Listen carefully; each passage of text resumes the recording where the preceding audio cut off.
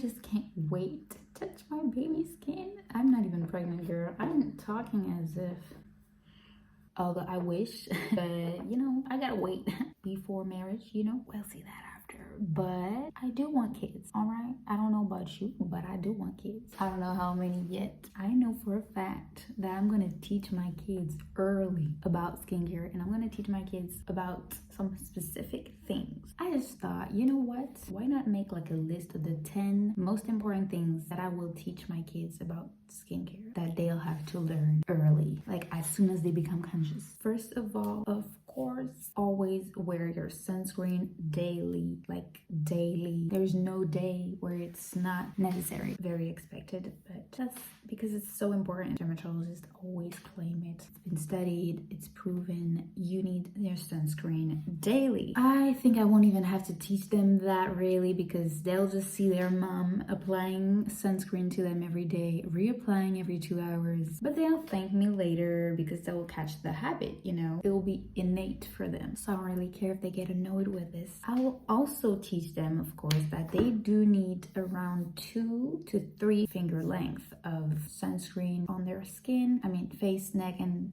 ears, and tip of the neck. Of course, I will be telling them not to wear their sunscreen only for their face, neck, ears, and tip of the neck. It's also for their body, but you know, body most of the time is covered. I mean, especially in winter times. Like for example, now I don't need sunscreen on my body. My body is fully covered with sunproof clothes. Sometimes our body is revealing some parts, or just the clothes are kind of sheer or see-through, and they don't protect you. So you need to wear sunscreen underneath the clothes, unfortunately. By the way, I apologize for my hair.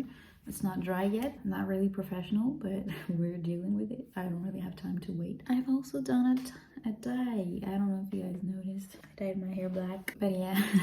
So second thing I will teach my kids about skincare, of course, is to wash their face often, meaning twice a day. 1 cleanser in the morning, 2 cleansers at night. I'm gonna tell you why. In the AM with a cleanser, water-based cleanser, and then in the PM with a double cleansing system, meaning first of all an oil-based cleanser and then a water-based cleanser. Reason why is that the oil-based cleanser removes some things that the water-based cleanser doesn't, and it's everything that's sunscreen, of course. So since they're obviously wearing sunscreen, they have to remove it, you know, and a water-based cleanser doesn't remove it properly, so they need an oil-based cleanser for that. Oil-based cleansers also remove, I've done a video on that, so I'm gonna link it, but they also remove makeup, for example. So if they're a lady, a woman, a young woman who starts to wear makeup, you know, she's gonna have to remove it. I will never give her anything else than oil-based cleanser except for emergency reasons. Maybe a makeup wipe, but that's really an emergency. Micellar water, you know, something like that. But on a daily basis, it's gonna have to be an oil-based cleanser.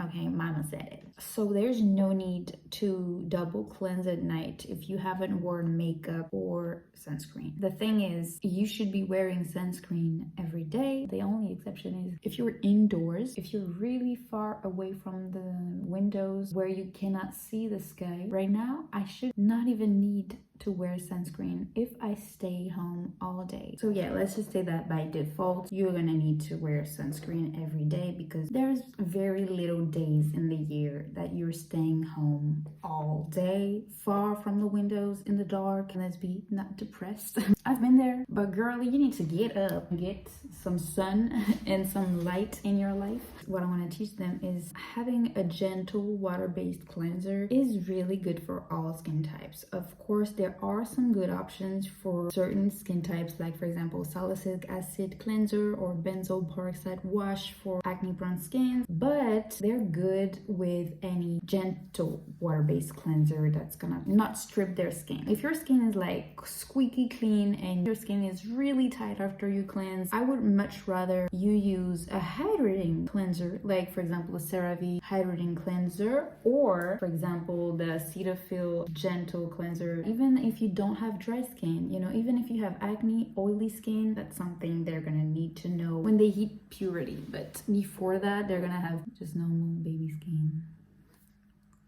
I just can't wait to touch my baby skin. I'm not even pregnant, girl. I'm talking as if, Another thing I will teach them about cleansing is that I will never let them go to sleep without washing their face. Like, you're coming home late with makeup on, girl, you're gonna have to just take it on yourself.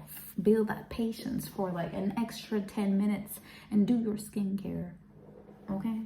I will never let them go to sleep without washing their face. And third, putting moisturizer on. They need to put moisturizer on morning and night. And there you go. You have your 3-step daily skincare routine. That's the lowest you can boil down your skincare routine to. Double cleansing at night, or just cleansing, then moisturizer, then SPF. You notice that the order I mentioned them to my kids, my imaginary kids, is not the order you apply the products. Is the order for me of importance. Moisturizer can be skipped in the daytime if your skin is going through too much, because you're gonna apply your SPF later. There is some moisturizing factor in an SPF product, so that's what's going to be their routine during their whole childhood. They don't really need anything else. They don't need it at all, actually. Any serum, anything, they don't need it. As soon as they start hitting puberty, that's when they're gonna need a little bit more work, but I will guide them at that time. If they don't go through acne and they still have a normal skin type, there's still not really a need for anything before you hit your 20s. That's only if your skin is perfect though. Again, I'll teach them that plain old non-comedogenic, fragrance-free, essential oil-free moisturizer, even if it can be boring and not really cute as a packaging, is gonna do the job most of their childhood and whatever the skin type. Then after puberty, they might need a moisturizer that's adapted to their own skin type. If I had a baby or just a child, this is the type of moisturizer for their whole body and face that